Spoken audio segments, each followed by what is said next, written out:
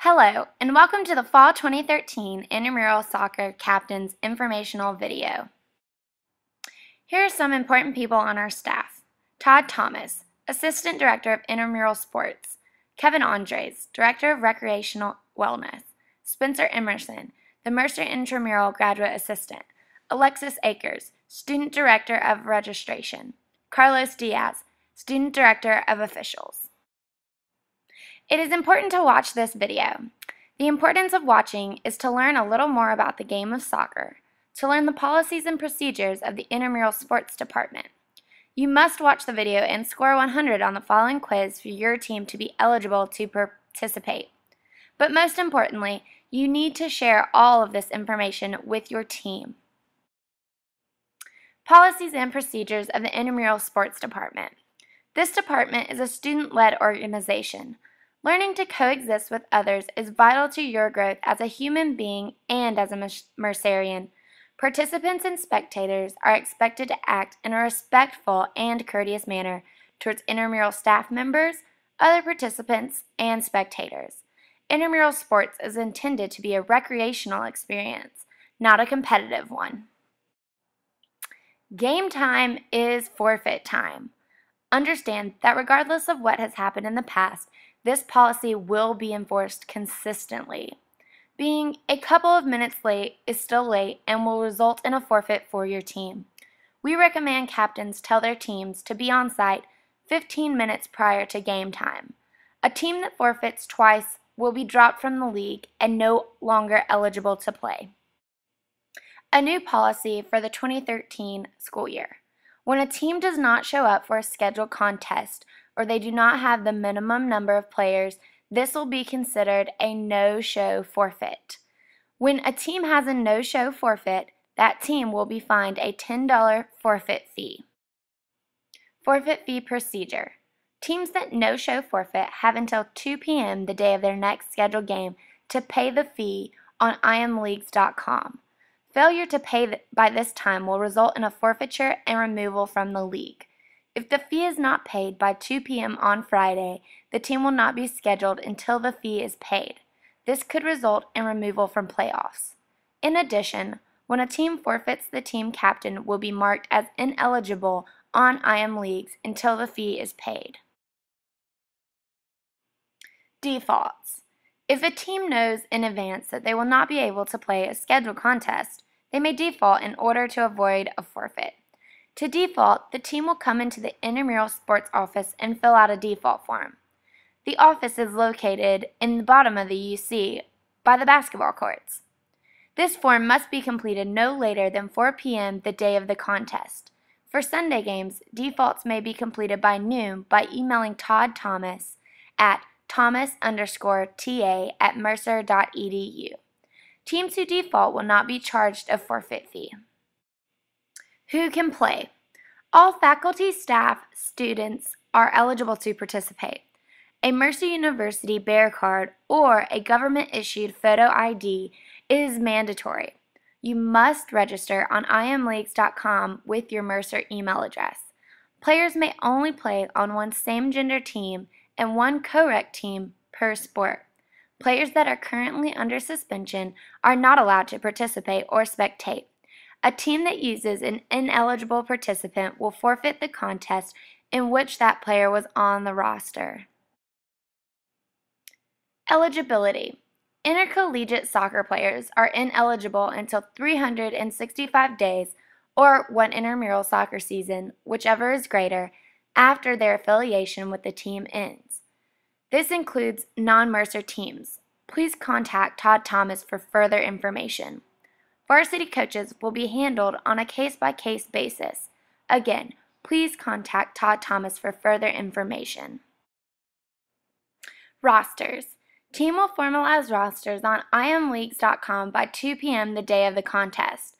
They must have a Mercer University Bear Card or a government-issued photo ID to sign in and play in the contest. Once a player signs onto a team on imleagues.com, he or she is locked onto that team. Rosters are frozen in the playoffs, and no one may be added at this time. Sportsmanship grades.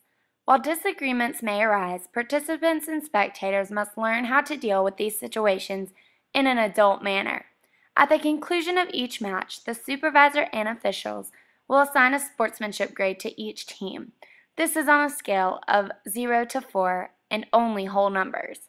Captains must sign the score sheet after the grade and final score is placed.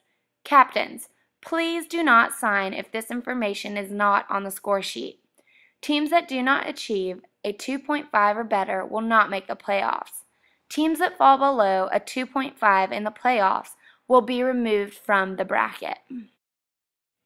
Protest. If a team captain feels that the officials have applied a rule inappropriately, they may protest the ruling. This must be done prior to the next play. The supervisor will then be consulted and will make a decision. If a team still does not agree with the application, they may submit a written protest to the assistant director.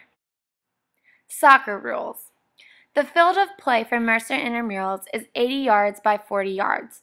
The diagram to the right shows how the field of play is set up. Please be familiar with how the field of play is set up.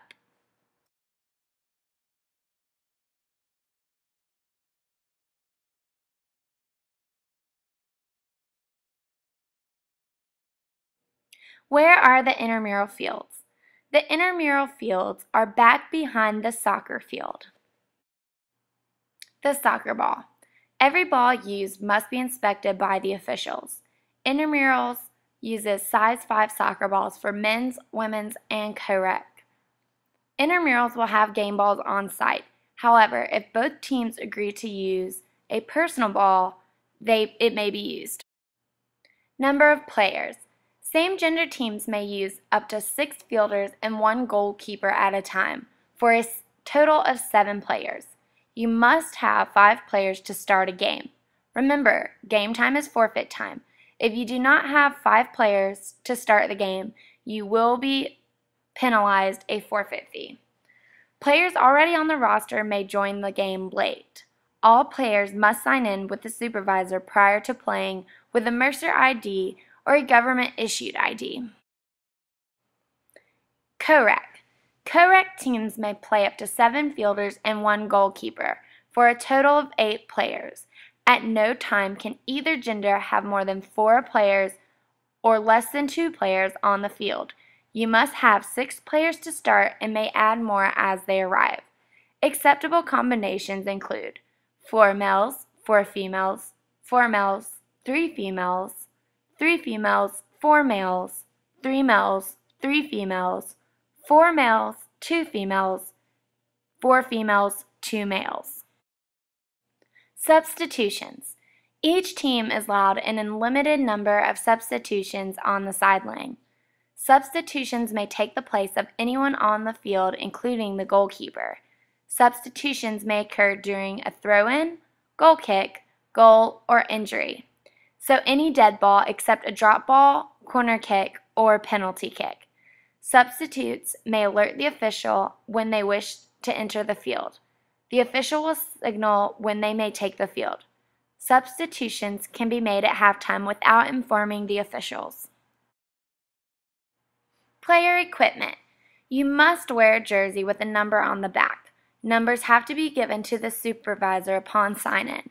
Jerseys must be of similar color for the entire team. The goalie must wear a different color than either team. Shin guards are required to play and will not be provided by intramurals. Cleats are not mandatory, but if used, they may not have any metal parts. No jewelry, unless it serves religious or medical purposes, are used. These pieces must be taped down. Players not properly equipped will be asked to leave the field until the problem is corrected. Please remember that if you don't have all the players properly equipped, it will result in a no-show forfeit if you do not have the minimum number of players. Length of the game. The game will be played in 2 20-minute halves. The referee may stop the clock at his or her discretion. The clock will not stop for any reason other than delayed injuries. Stoppage time may be added at the official's discretion. There are no timeouts. Halftime will not exceed more than 5 minutes. Start and restart of play. To begin each game, a coin toss will be held. The winner will choose to either kick off or which goal they want to defend. The remaining option goes to the other team. Teams will switch sides at the half. To start play or following a goal, a kickoff will be used. The initial kick must move forward and must not be touched consecutively by the kicker. The kickoff is a direct kick, so a goal may be scored. Offsides. Offside does not exist in Mercer intramural soccer. A player cannot be offside in Mercer intramural soccer. All positions are onside and may play the ball at any time. How to score. A goal is scored by putting a live ball into the opponent's goal, kicking a direct kick into the goal. Goals may be scored from direct free kicks. Direct free kicks are awarded for ing verb violations, pushing, holding, tripping, kicking, etc. Goals may not be scored from indirect free kicks before touching another player. Indirect free kicks are awarded for procedural violations. Fouls and misconducts. A direct free kick foul can result from kicking, tripping, striking, charging, pushing, holding or spitting at an opponent, or handling the ball. Sliding. Slide tackling with or without contact is a foul resulting in a yellow card and a direct free kick. Goalies are not exempt from sliding rules. Sliding in general, for example, to save the ball from going out without anyone around, will result in a foul with an indirect free kick for the opposing team. Again, sliding is not allowed in Mercer intramural soccer. Please do not slide at all. Thank you. Fouls and misconduct.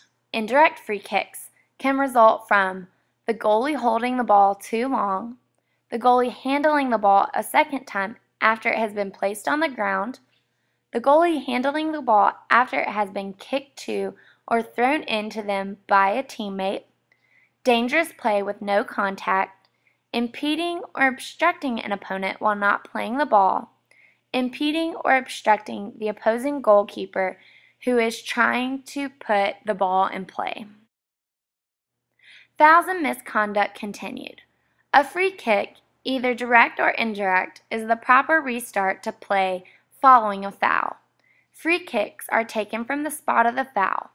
All opposing team players must be 10 yards away from the ball unless restricted by field boundaries. A player who takes a free kick may not touch the ball again until it touches another player. Fouls and misconduct continued. Yellow cards are the result when a player commits a cautionable offense. Offenses include unsportsmanlike conduct, shows dissent by word or action, persistent rule infringement, delaying the start of play, faking an injury, enters or leaves the field without the official's permission. A player who receives a yellow card must leave the field and be substituted for if possible. They may return at any normal substitution.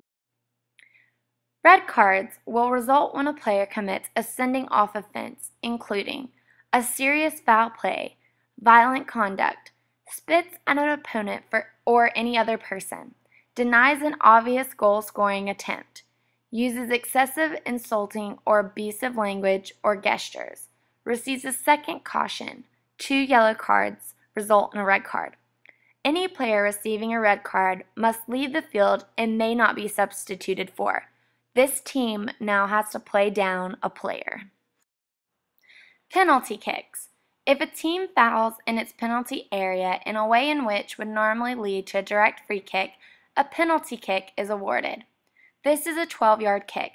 The goalie must be on his own goal line and may not move forward until the ball is kicked. The kicker must be clearly identified. No players within 10 yards of the ball. No players inside the penalty box or the penalty box arch. Players can chase ball after a save has been made or after the ball rebounds off the goal. Any violations will result in a re-kick of the penalty kick. Co-rec PKs. If a foul causes a PK, a player of the same gender as the one who is fouled must take the PK. So, if a male is fouled, a male must take the PK. Or, if a woman is fouled, a woman must take the PK. If a violation occurs that does not specify which player would take the PK, a male must take the PK. Throw-ins. Throw-ins must be taken with both feet on the ground. The thrower must have both hands on the ball. The throw must come from above the head. A throw-in must be taken from the spot that the ball left the field of play. The penalty for having an incorrect throw-in is the loss of the throw. The ball is given possession to the other team and they are allowed to throw in. Goal kicks. A goal kick is awarded when the attacking team causes the ball to cross the end line. Any player may take the kick, with the ball placed inside the goal area.